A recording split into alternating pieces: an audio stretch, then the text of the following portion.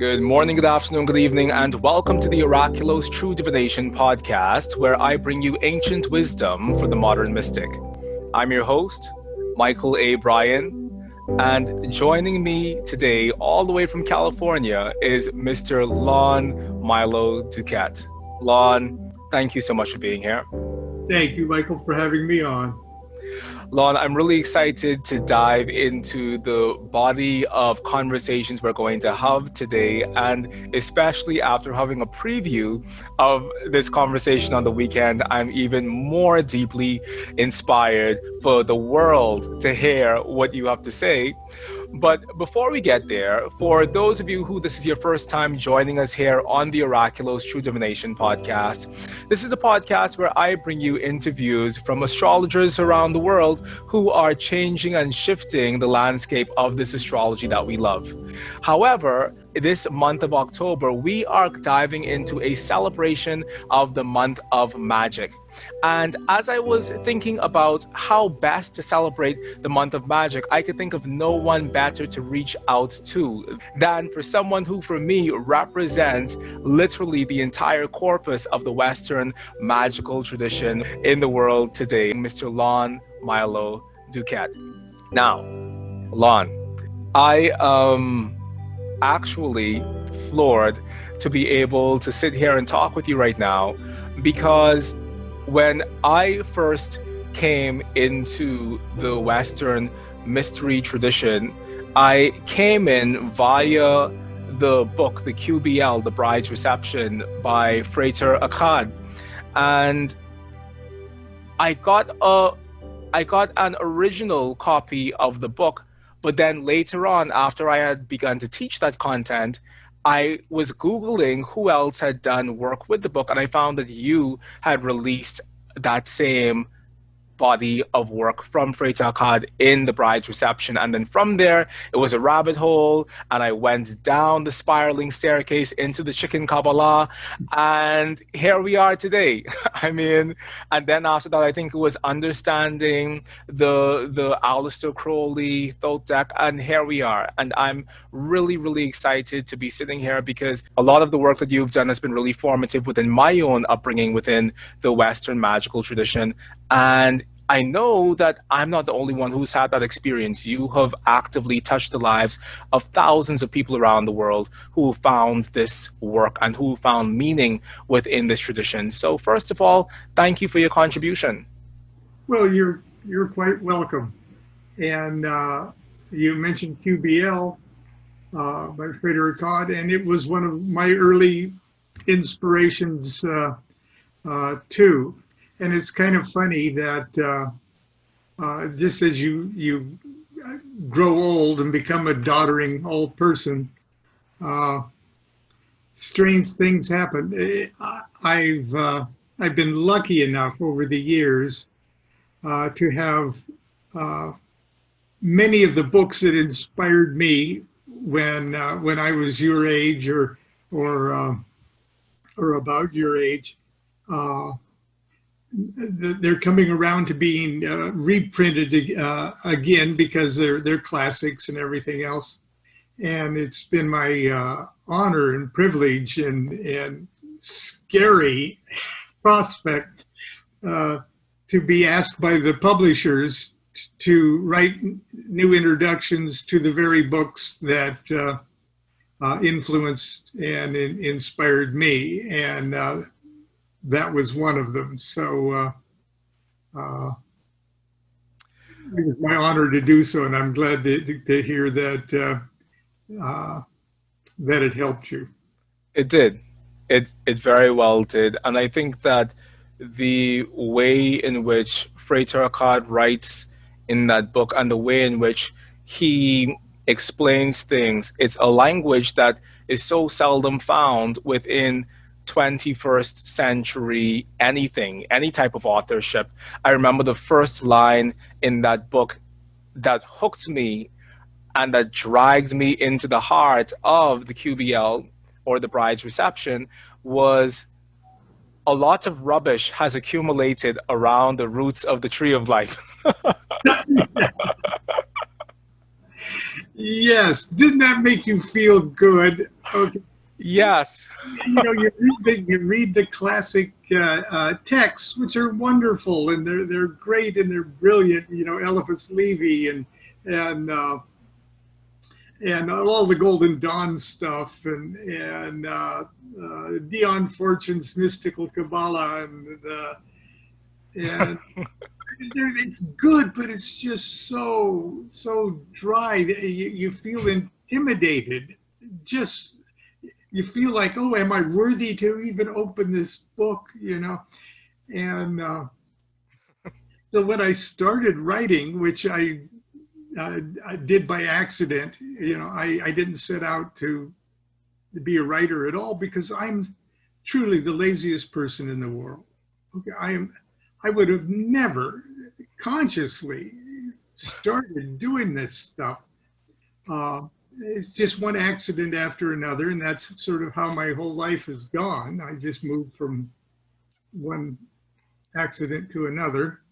But I said, I'm going to write the books that I wished I could have read in my first 5 years. Okay.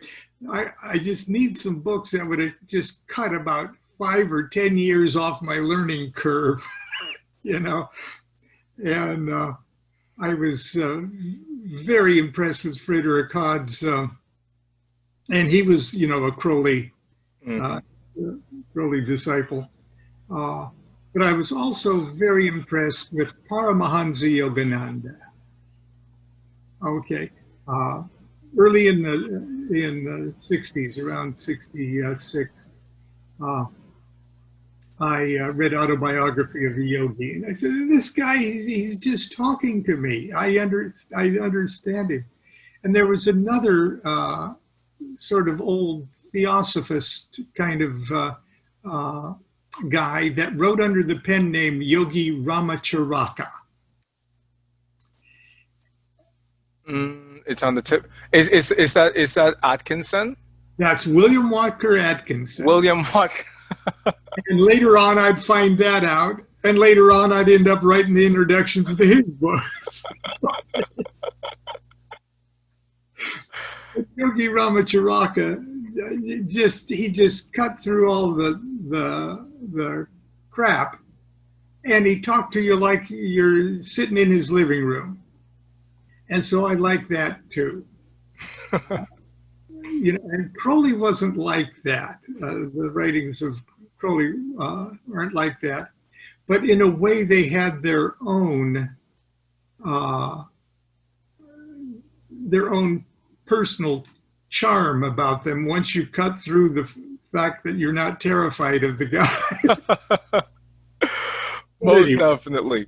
All right. So, Lon, we kind of have gone headfirst into the content of a larger discussion, but let's just pull back a bit and tell our listeners and viewers just who you are and how is it you came to be so deeply involved in the Western esoteric tradition, and how did that ultimately lead you to the teachings of Aleister Crowley? Well, you have to remember that I was born in 1948, so that takes me back an entire millennium, and the first half of the of the century of that last millennium.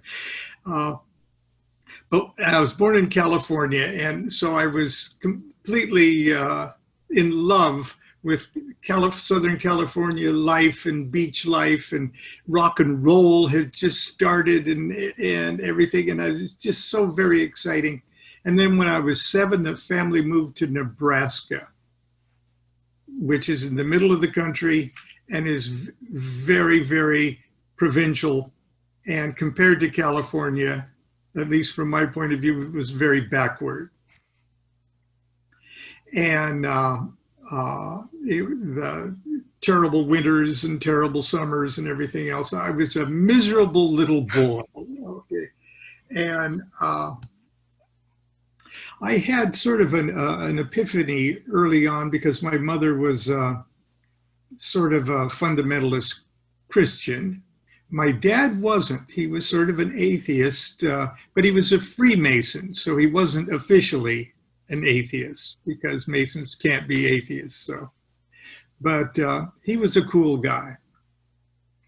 But my mother was responsible for making me very active in the Methodist Church, okay, in the choir, lighting candles, church services, and I dug that stuff, okay. I dug being alone in a 150-year-old church, okay. I didn't have a problem with God. I didn't have a problem with Jesus. I had a problem with Christians. Okay, I'm sorry. At least the ones that were in Nebraska. So I had this epiphany that the Bible stories I was hearing could not possibly be empirical history. and that something else was going on there, but it sure wasn't history. So don't give me that, you know. And so I used to pray every night, looking out at my bedroom window at that beautiful, clear Nebraska sky. And I wasn't praying to God or Jesus or anybody. The closest thing I could come to is I was praying to flying saucer people. I was saying, please take me out of Nebraska. You know, I don't care if you perform medical experiments on me. Just get me the hell out of Nebraska. Of course, I don't think that happened. But anyway, the second I graduated from high school, I moved back to California. Okay, right in time for the 1960s. I started college in 1966 in Costa Mesa, California, and I was a musician at that time, and I got jobs playing in saloons, folk music and stuff. I was kind of a radical anti-war activist. I still am. But anyway, one night I was playing at this saloon in Belmont Shore, California, and a guy was in the bathroom, went into the bathroom during a break, and he says, "Would you like to buy some LSD?" And I sure would, you know. And so he says, "Don't take it until you can get home," you know. And I said, "Okay." So just before I got in the car to drive home that night, I dropped that acid and drove about 20 minutes back home. And that was the beginning of my esoteric career. It must have been exactly the right dose at exactly the right moment in time. And that night, I dismantled myself and put myself back together and realized that I was a much bigger thing than I possibly imagined. And that thing was the same thing that was in everybody else. And that thing was what everybody else was trying to describe as God. And it just totally was inspiring, blew my mind. And I knew that all of a sudden, finding out the truth about myself and existence and understanding what this consciousness thing was going to be the only thing in life worth pursuing. And so because I was in college, I could go to the college library, and I figured that all this Eastern mysticism stuff that was being popular in the pop culture at the time might have have something for me to look into. That's what got me into Zen. That's what got me into Alan Watts. That's what got me into Timothy Leary. And then, Ram Dass and stuff later on. But that's what got me into yoga. And because I figured, you just can't keep pumping chemicals into you I think I've got the equipment to do it, naturally. I just got to figure out how that is. And then after a few years of trying to be a first-rate Eastern mystic, I figured, gee, God, this is hard. Maybe I'll look into what the West has, that might be comparable to that. And so that's what got me into Kabbalah and the Western way. And the Kabbalah, has its tributary in tarot and astrology and ceremonial magic. So I know you're an astrologer, and and I really admire you. I'm not really much of an astrologer, only in so much as astrology, ceremonial magic, and tarot, and the Western initiatory way, they all have the common denominator that is the Kabbalah. And so I'm a Masonic astrologer, I'm a Kabbalistic astrologer, I'm a tarot astrologer, but I'm not an astrologer. And, Lon, I think that is something really beautiful about the Western mystery tradition, because it has this deep indebtedness to the Kabbalah, and the Kabbalah has held within itself the shape of an ancient vision of the cosmos that all of us draw from, whether or not you're specifically going about it down the route of Kabbalistic tarot, or if you're going through the route of classical astrology. The Kabbalah has, and this is another quote from Frater Akkad in The Bride's Reception, the Kabbalah has within itself a filing cabinet. And it's a filing cabinet of concepts that are universal to all Western mystics, because we're all talking about the Chaldean order of the planets from Saturn, Jupiter, Mars, Sun, Venus, Mercury, Moon. We're all talking about the same four elements. We're all talking about the sulfur, the mercury, and the salt. We're all talking about these primordial principles within nature. And maybe you use those primordial principles within nature to inform how you interact with the tarot, which if you do, it will make your tarot life that much more richer. And maybe you use those same principles specifically in astrology, in which case you're going to build yourself a really rich astrological practice. But either way, I love the fact that we're all speaking about the same concepts, and that these same concepts are so versatile that they can be used within a non-specifically astrological fashion and still be able to add depth and meaning to a person's spiritual practice.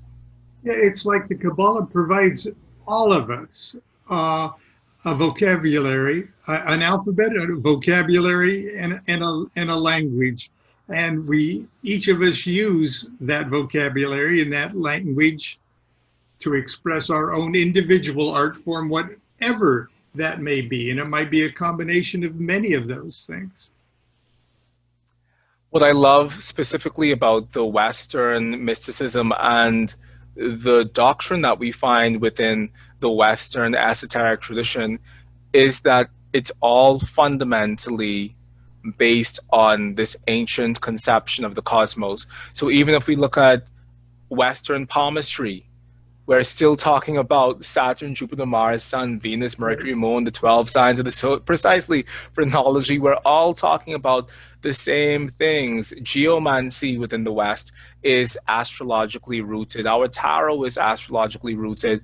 And it really makes me feel happy to be a part of a tradition that underpins so many other spiritual expressions, because I think that we're meant to have this plurality, and I think that we're meant to have this holographic experience of the various ways in which, no matter which way you cut it, it still ends up being the same thing. You know, whether you frame that on your hand, whether you frame that on the lumps in your head, whether you frame that in the geomantic figure, whether you frame that through tarot cards, it all ends up being the same thing.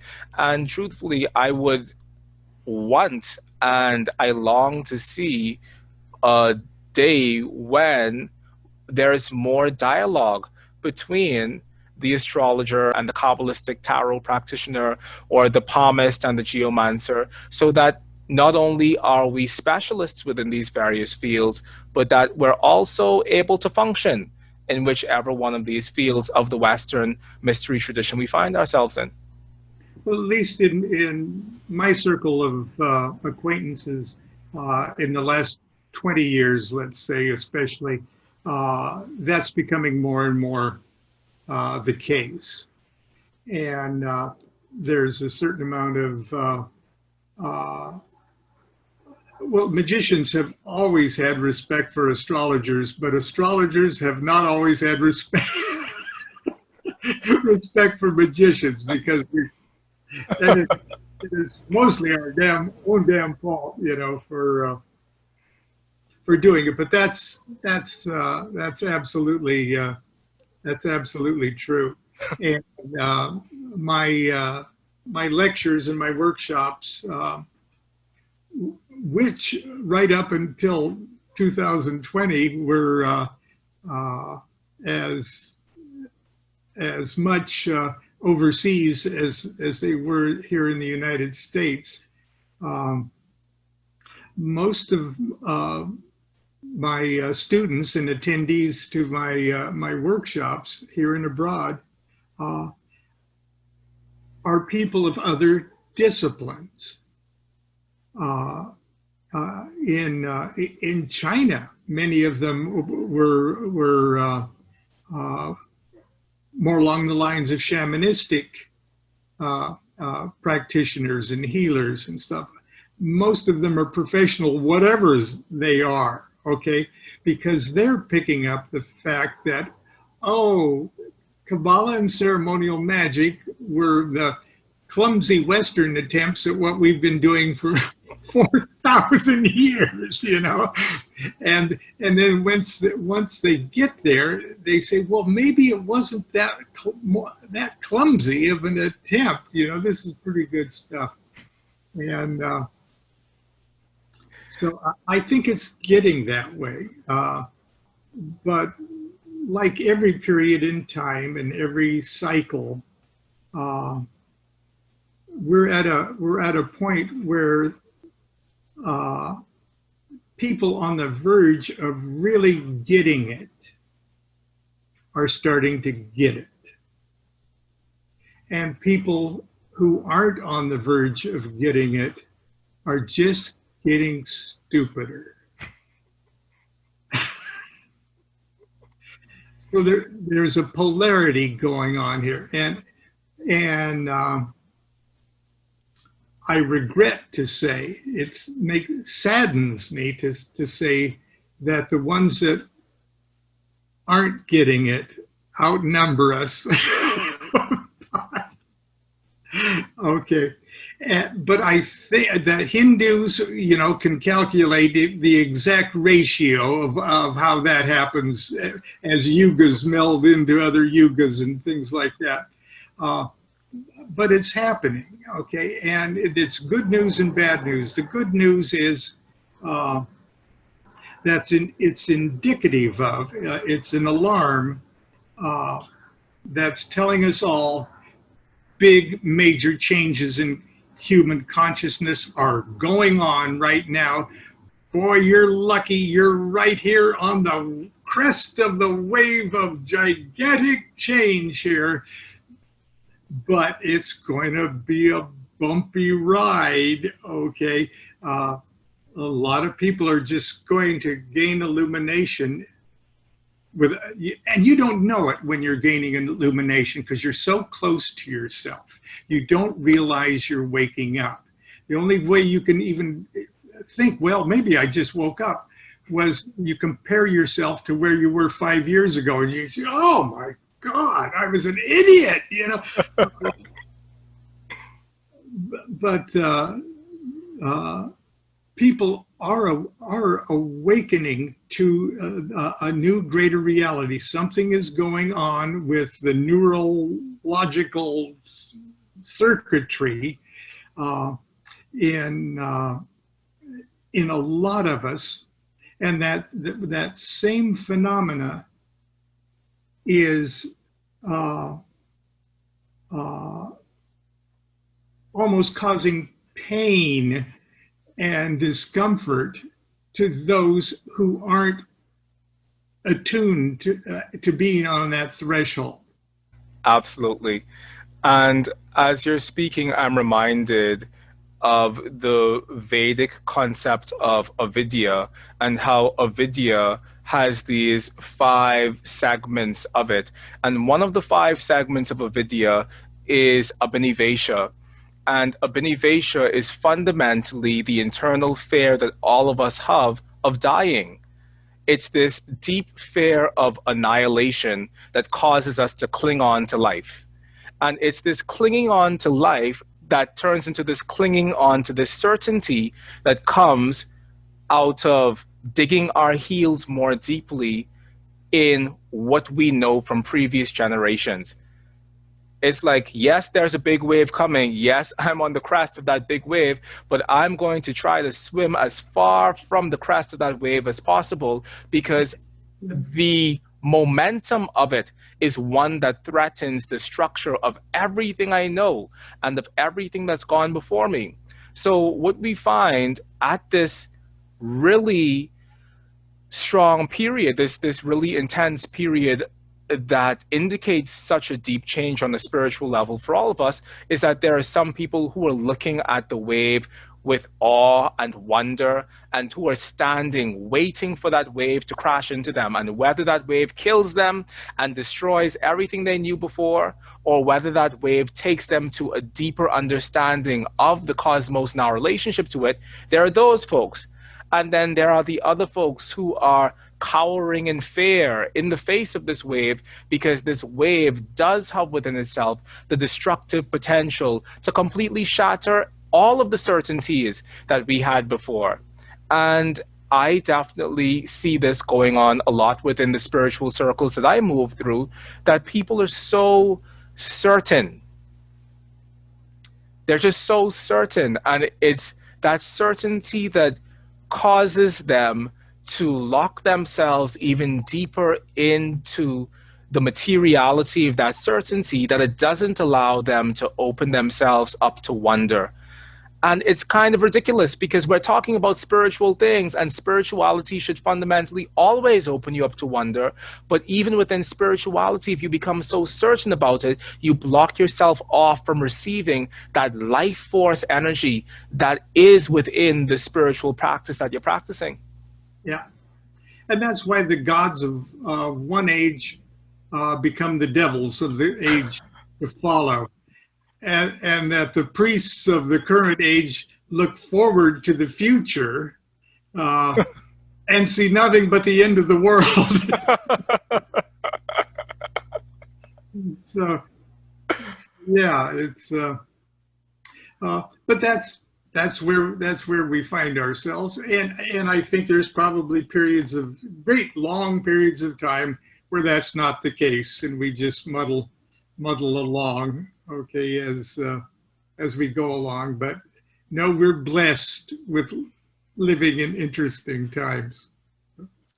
So now, Lon, speaking of gods of the New Age, let us take a turn and talk a bit about Aleister Crowley and what his work represents in the larger waking up and shifting of the spiritual and mystical paradigm that we find ourselves living in?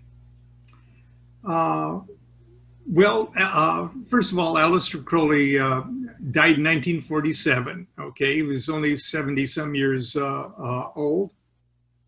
I say only because I'm 72, so he was just a kid. Yeah.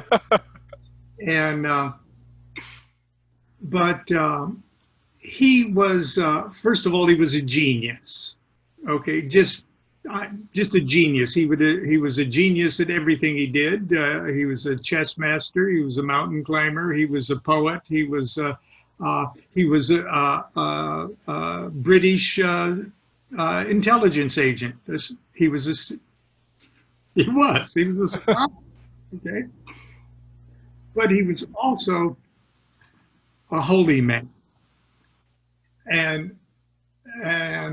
but he was one of the weirdest, strangest, most eccentric holy men, but very much in the same way that Ramakrishna was an outrageous, almost blasphemous holy man, in the same way that Rumi was a almost blasphemous and outrageous holy man. Okay, and Crowley was English, and Crowley was a person that when he joined that Hermetic Order of the Golden Dawn, which sort of taught the Western approach to Hermetic Kabbalah, and put it together with the spiritual art form of ceremonial magic. He saw in that basic structure of what they were trying to achieve, the vision of the founders of the Golden Dawn. He saw such truly personal potential in that formula that he projected that upon his own personal initiatory adventure in life. And not only that, it would be like, and I know it might be blasphemous to some people if I would compare him to Buddha, but just for a second, let's imagine if Buddha had such a transcendent command of whatever language it was that he was speaking, that he could chronicle what was going on internally in him in such a way that the lyricness of what he was writing about what was going on as his mind unfolded like a flower, but he could also communicate that in writing the way no other poet of his day could do. If you could imagine if the Buddha could have done that, that's basically what was going on with Crowley. And throughout it all, he was just a man. He was a wild and crazy, sexually liberated guy. He was just omnisexual. Okay, he would tackle a tree if he thought it would bring him closer to God. Okay, and so there was only a few people in the world that could kind of recognize what he was up to, where he was coming from. And those people could only catch little, like all disciples, of course, they only catch little snatches of what a huge, huge thing they had on their hands here. But those who didn't understand him were just totally freaked out. In the same way that prophets from prehistoric times have been freaking stoned to death for opening their mouths, okay? And he picked up on the fact that he scared people with his new thought. And he was just the kind of eccentric, crazy, Monty Python-ish Englishman that he just loved the fact that he could freak out the freak-outable, okay? And so, and in doing so, he became more famous and more famous and more famous. And the people who could pick up on him got a bigger and bigger kick out of what he was doing, okay? And were learning from him. So, in practical purposes, when it came to writing on the subject of Kabbalah and ceremonial magic, his brain, he wrapped his meat brain around the essence of what all of that was about. And with the energy of an anal retentive, coked out Englishman, he could write that down in an almost understandable way. And not only that, but he could couch it in lyric and poetry that delivered that message with the heart and the soul of poetic art. So in other words, he was just not writing for the intellect to process things with the left hemisphere. He was writing this stuff in such a way as an epic poem, a great lyric poem. It was like if Stephen Hawking could speak like William Shakespeare or William Blake. And that combination of stuff just makes him the most curious character in 20th century history, let alone 20th century spiritual history. But and during World War I, he was in New York throughout the years of World War I because he was agent provocateur for the British government. Okay, the British government wanted the United States to enter World War I, and they wanted the United States to enter World War I on England's side and not Germany's side, which was a very real possibility. Crowley was in New York to do everything he could to bring the United States into the war to save England. Okay, that's big magic, okay? And Crowley thought, I'm just the guy that can do that, you know? He convinces a German propaganda newspaper in New York City that he was a sympathizer and that he could write all sorts. He soon became the editor of the magazine or the newspaper. And he convinced them that he was a sympathizer for Germany. And they just loved the fact that he could write all this stuff and just give them page after page of material and stuff. But he wrote the editorials that called Kaiser Wilhelm the next Jesus Christ. He called the next Parsifal. He said in his editorials that Germany was the only nation on earth worthy to rule the world, and that England was just an island of pirates and fish snatchers. Okay. The point is, that was not Germany's foreign policy. Okay. That was not Germany's foreign policy. They were trying to diplomatically get the United States to help them. But Crowley made it sound like that was Germany's foreign policy.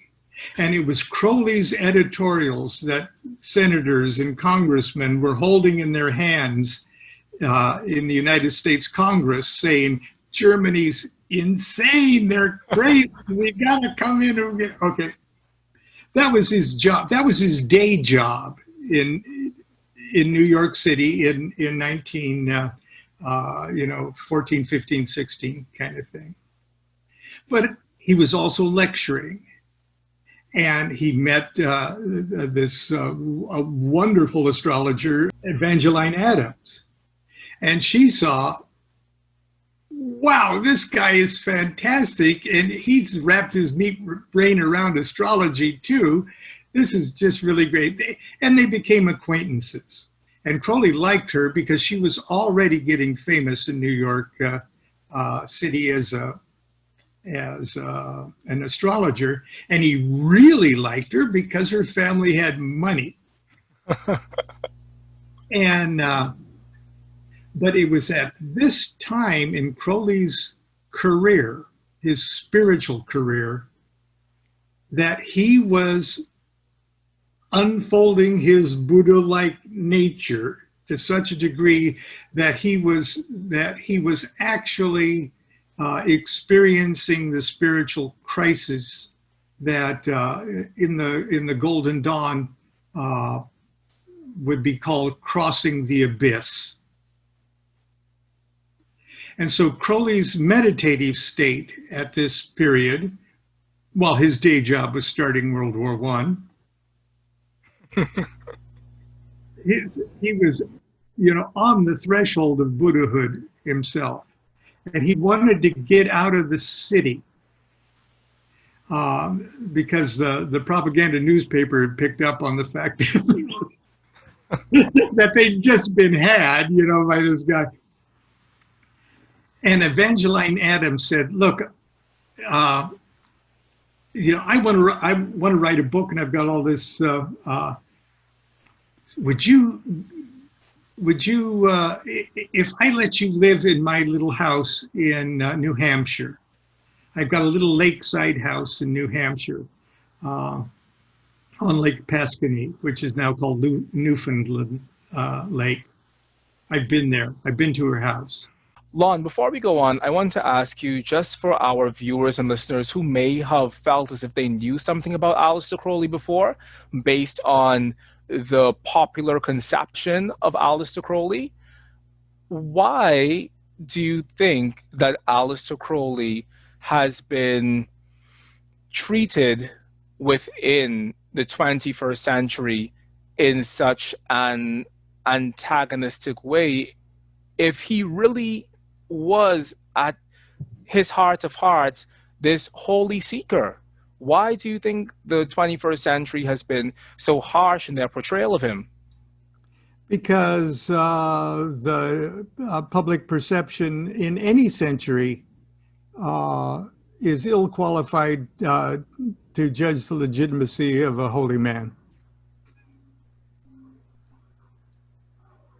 Perfect. And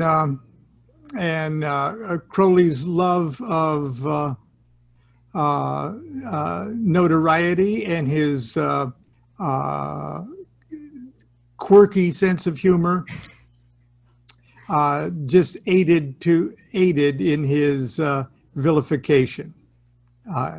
He was almost, any publicity is good publicity, because the people that can actually see what I'm trying to say are going to see what I try to say anyway, and more of them will see that if I'm in the newspapers a lot. So Lon, we were talking about Crowley and his relationship to Evangeline Adams, and this is really the crux of what we're going to talk about today, because this, when you told me this story initially, it completely shattered my entire worldview of everything I thought I knew about anything. So Lon, tell us about the specific agreement that Aleister Crowley had with Evangeline Adams. Well, I'm not sure what the contract agreement was.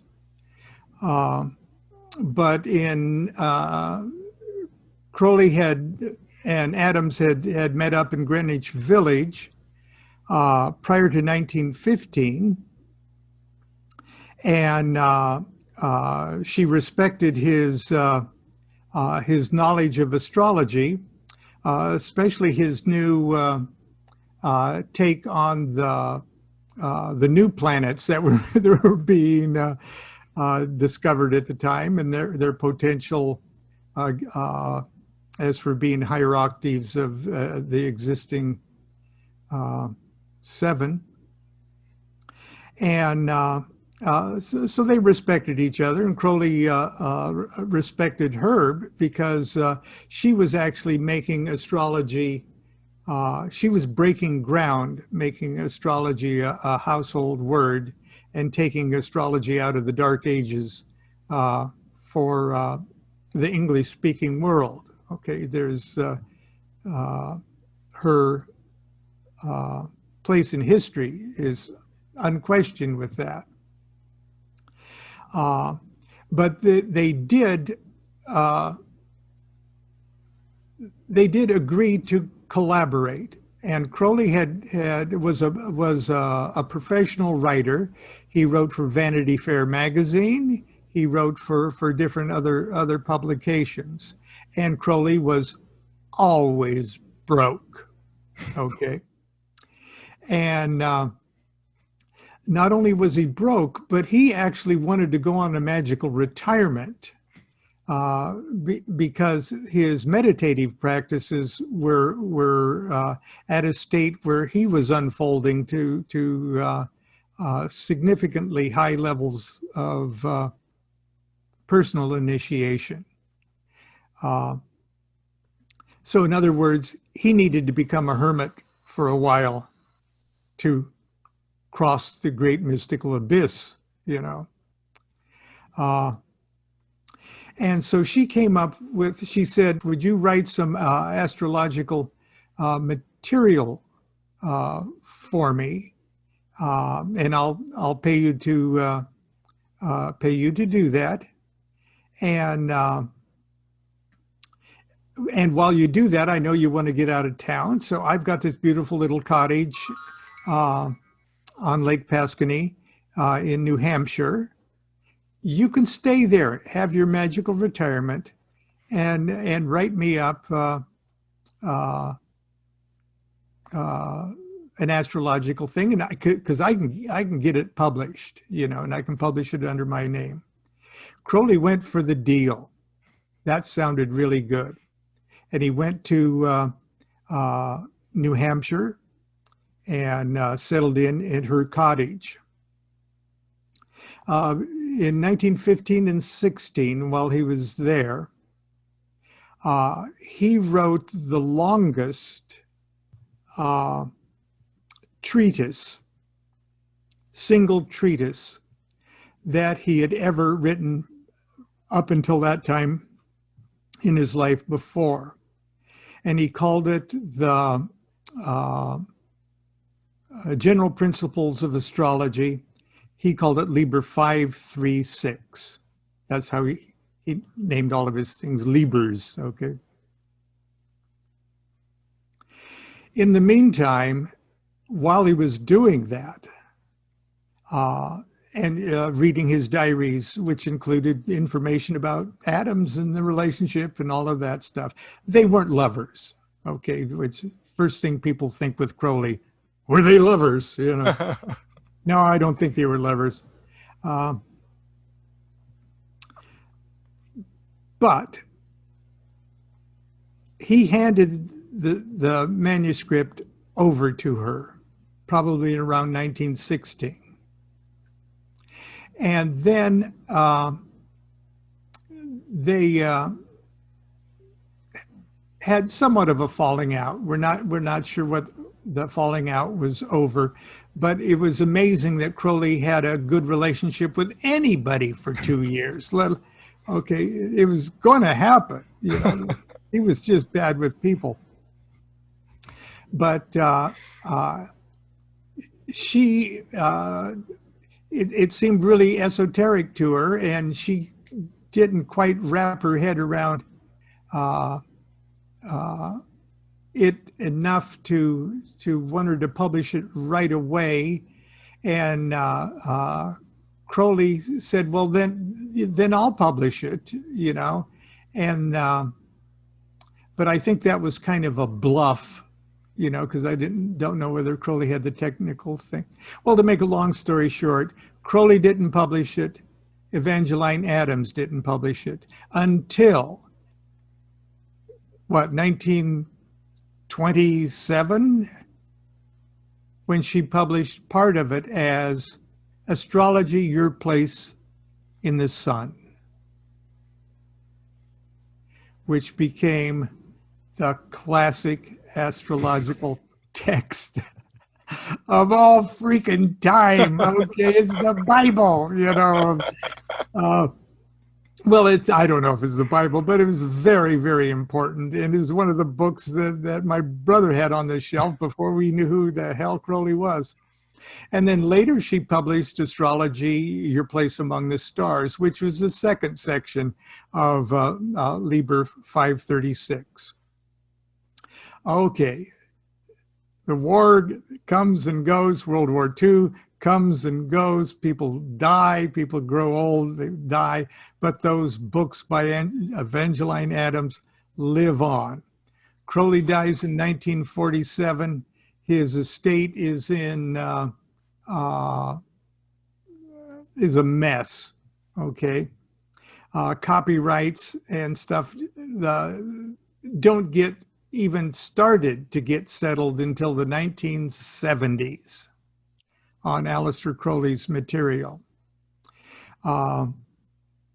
Hymenaeus Alpha, who would later become the head of the OTO, which holds Crowley's copyrights. But he's also the world's most excellent and knowledgeable Crowley scholar. Went to the Warburg Museum, went to the private collectors, found the original manuscript of Liber 536, discovered the entire story, and then went to, along with lawyers, went to the Evangeline Adams estate and said, "Look, Aleister Crowley wrote these books. At the very least, he wrote 99.99% of these books. Crowley had great respect for her, and he shared the whole story with them.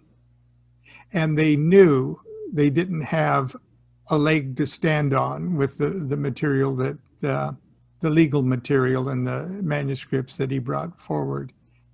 And then he said, we plan to, we would like to republish the entire Liber 536 in a beautiful new edition that will be library worthy. And we'll be happy to say that Aleister Crowley wrote it with Evangeline Adams. And the Adams estate graciously said, "You got it. Do that." And so that's what that is. Astrology, General Principles of Astrology, Aleister Crowley with Evangeline Adams. That's that. And I visited the house on Lake Pasquaney, or the Newfoundland Lake. It's sort of near Hebron, New Hampshire. And it's just a beautiful, beautiful spot. And there's a little landing for boats and stuff that Crowley has written about in his diary and everything. It truly is a remarkable, wonderful story. And as publishing stories goes, it's a story with a real happy ending. Lon, this is the second time I've heard this story from you, and each and every time I hear it, it sounds like I am on a quest for the Holy Grail. and, Oh, and it has just as much intrigue as the Da Vinci Code or as any other one of these thrilling historical stories based in fact that's been shrouded by conspiracy, because it completely changes everything. And while I know that a lot of people who practice astrology today, especially the newer generation of astrologers, may not have Evangeline Adams as a token of reverence for them, for me, she's always been a central part of my own orientation to astrology, especially recently, because in one of those two books, in particular, Astrology, Your Place in the Sun, is a section in it on horary astrology. And horary astrology is the divinational branch of astrology, much like tarot, much like runes or geomancy, where you ask a question and then cast a chart for the time that that question was asked, and you divine the meaning of that chart so as to provide an answer for the question. And it was radical.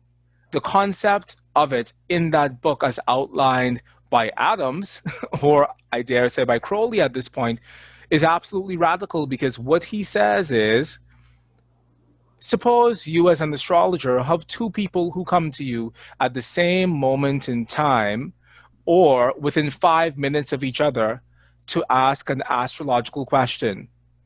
The chart is not going to be that different from one person to another. It's essentially going to be the exact same chart with probably 1 degree of difference on the ascendant, but it's the same chart. So are you going to use that same chart as a means of answering these people's astrological questions? And he says, of course you're not, because that'll be stupid. And the language of it and the tone of the language of it, after you said this to me, I went back to that passage in my mind and I realized that initially what I thought was Evangeline Adams being really sassy with her readers was something that I've grown to know and love within the writing of Aleister Crowley, which is this which is this assumption that you'd have to be an idiot if you think that that thing is true. Here's the better way. right. And so the method that he outlines is that no, you do not take the planets as they are at this moment to give you the answer to those people's horary question. What you do is you take this moment and the angles of this moment, you take the ascendant and the midheaven of this moment, and you place this moment in time on that person's natal chart, and wherever their natal planets fall will be the answer to the question that they're asking, which is completely a mind-blowing and a shocking thing. And for me to have attributed that to Evangeline Adams all of these years was me saying, this thing is completely light years away from anything that anyone was doing before. Because essentially what this does is it says that every single question we will ever ask over the vast expanse of a lifetime, the answer to those questions are already held within the fixed framework of our natal charts.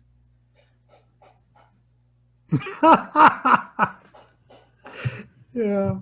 Well, you got to give Evangeline Adams credit for instantly recognizing the brilliance of that thing. So it's not like he just that she went along with it. She appreciated it. Okay, she saw it. So it really was a match made in heaven with those two, because that's magical thinking. Okay, that's not just pure astrological thinking. That's magical thinking. You take a snapshot of the event, but who is the observer? Okay. If a tree falls in the woods, it doesn't make a sound. You need an observer. Okay. It's a Schrodinger's cat thing. You need an observer, and to project it on the natal chart of the observer is magical thinking. And it's the same thing that is applied to the tarot. When you do tarot in a magical way, when a tarot deck is completely organized, that's exactly, completely organized in just the way you get them in the box. When a tarot deck that's completely organized is the way the universe is. Perfect. It's perfect right now. If it doesn't seem perfect, it's not the universe that's not perfect. It's our perception of the universe that's imperfect. Okay, it's not the universe that's screwed up. We're screwed up. So an unshuffled tarot deck that's completely stacked correctly is the way things are. But when you shuffle the deck and some impulse tells you to stop, just like the moment of birth, it's a snapshot. It's a snapshot of your current misinterpretation of events. Okay, and the divination comes in taking a look at the snapshot of your mistaken point of view of everything, and to try to intuit from that how this applies, how your blindness at the moment applies to the issue that the question entails. So that's pure magical thinking. So. I am still grappling and still trying to come to terms with the shape of my current worldview after it being completely imploded and subsequently exploded by this information. But I am completely about giving people their props, whether they're alive, whether they're dead. But I believe that there's also a seed of magical power in giving back to someone after they have left their mortal coil what is theirs, and giving them the acknowledgement that they deserve. Because I know that there are people within the astrological community who may feel very uncomfortable about hearing this, because here we have the Virgin Mary of astrology herself going to the devil incarnate to to write her books. And those books became the seed of so much of the astrology that came out of the 1920s and onward, especially the concept that you mentioned about the outer planets of Uranus, Neptune, and Pluto being higher octaves of three of the classical planets. I think a lot of people thought that that concept was rooted, if it wasn't rooted in Isabel Hickey, they thought that it was rooted within H.P. Blavatsky. They thought that that was a Helena Blavatsky theosophy concept, this higher octaves, and that the outer planets represented a ratcheting up, essentially, of the classical planets. But to know that even that is caught within the work of Aleister Crowley, and that he was able to crystallize that within the writing that he did on behalf of Evangeline Adams, it's just, I don't see how we can go back to our astrology in the same sort of way now that we know this, because the mind that created those books was the mind of a magician. Yeah, you're right. We could also say that about the modern neo-pagan movement, that whose Virgin Mary was Gerald Gardner. Okay, we can thank Crowley for Gerald Gardner too. Okay. He was I'm not sure that I would have got along with Aleister Crowley. I think he's great to be admired from this safe distance, because I've met a few artistic geniuses in my day, and I'll tell you, they're dangerous to be around. Because they just don't understand the motivations or the point of view of normal dumb people like me, But anyway,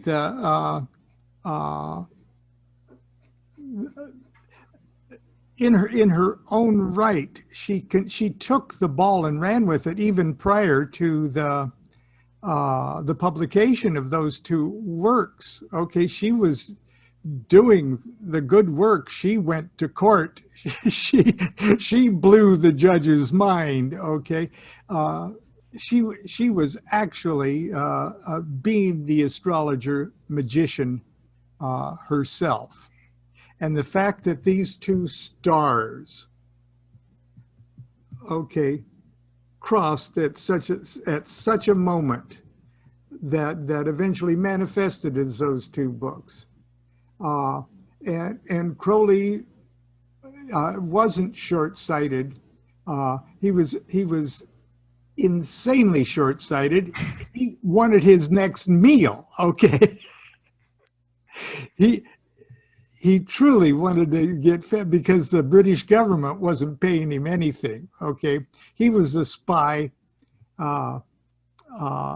like a gentleman's spy. World War I spies were gentlemen spies. Okay, he didn't have enough money to be a spy, but he was a spy. But anyway, so that's that, and I've done my best over the. I was into Crowley for I don't know how many years before I even knew this story. Meanwhile, the head of the OTO had his nose in the museums and the libraries, and was digging out all of this stuff. It was just sort of icing on the cake. The more you learn about Aleister Crowley, the more amazed you are. And so Yes. as far as his sex life was concerned, he would not even raise an eyebrow today. Okay. But he was still on the heels of what they did to Oscar Wilde. It was that consciousness, and he was bolder than he probably should have been with his omnisexuality. So, Well, Lon, I am truly grateful, and I consider it a blessing of unparalleled proportion to be able to sit down and have this conversation with you today and fall in love all over again with the teachings and the erudition that existed within the meat brain of Aleister Crowley, because I really think that it's important for us to pay homage to the geniuses of our 20th century approaches to esotericism and the Kabbalah and alchemy and magic, because this age has given us such great teachers. And I really think that it's time for more and more people to, even if they don't necessarily want to become a Thelemite, or even if they don't necessarily want to take up the mammoth task of studying the entire corpus of Aleister Crowley's work, I think that it's important for us to acknowledge that he was indeed a genius. And when we read the books that were attributed to Evangeline Adams, but I'm so grateful that we really know their true source now, I sat down reading them and I was like, this Lady did her research. She talked about the cycles of the outer planets of Uranus and Neptune and how they showed up throughout time and the different things that happened when they were making particular aspects with other planets. Like, she really did her research. But now that I have this understanding, and also before I thought that it was Crowley who was just ghostwriting some things, or I thought that he was operative within her life in more the capacity as an editor. But to know now that he actually wrote those books, it completely, I break down within myself and I bow on my knees in awe, because he deserves far more respect and far more admiration than we've given him in this generation. So hopefully this interview that we did today does something in the direction of really showing people just how brilliant he was, not just as an astrologer or a mystic, but as a true Renaissance man. He was that indeed. He was even a painter.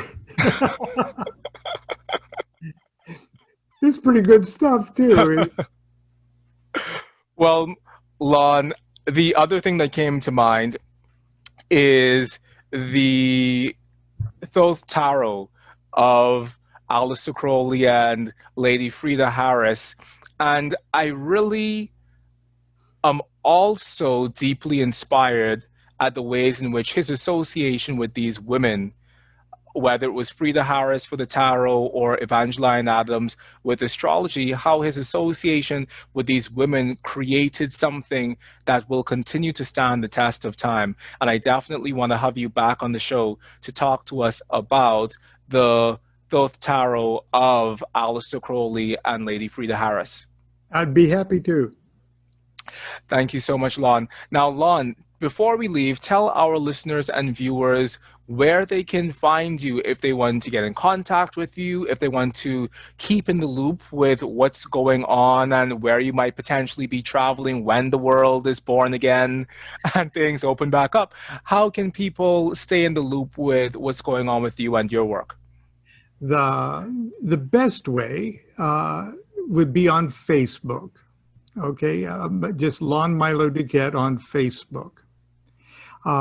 If you actually can't figure out how to aren't on Facebook, or don't like Facebook, or don't want to message me on Facebook, everyone is welcome to email me at my email address, which is just lonmilo@gmail.com. You're definitely free to email me, whether I'm free to answer. But my Facebook page is actually my daily log kind of thing. It's my blog. And that's where I do my daily readings and just post goofy things. And as far as my writing and my music is concerned, of course, all the publishers and the bookstores, Amazon or Barnes and Noble and all the regular bookstores, just type in my name and you'll get all my titles. But everything's also on Amazon too. And if you just go to Amazon, you'll see the entire smorgasbord of Lon stuff, including my records and albums and things like that. So between those two, you've got it. Amazing, Lon. So I will put that information down in the description box below so that our listeners and viewers can get in contact with you and so that they can stay in the loop of all that's going on in the Loniverse. Thank you very much. It's been a pleasure talking to you today. It's been an absolute pleasure, Lon, and thank you so much for being here. Okay, you're welcome.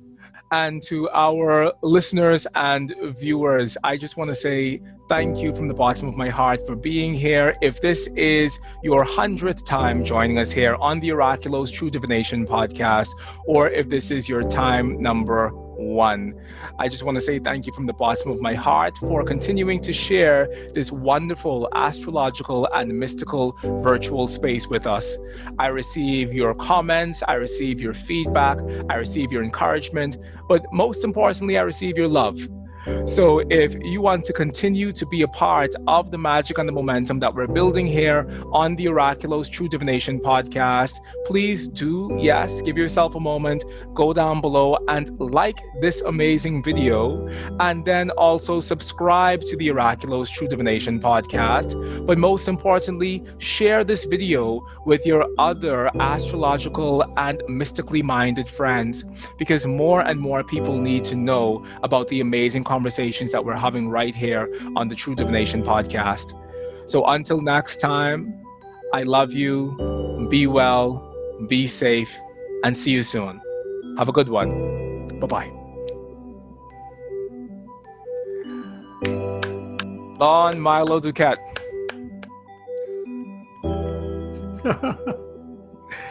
All right.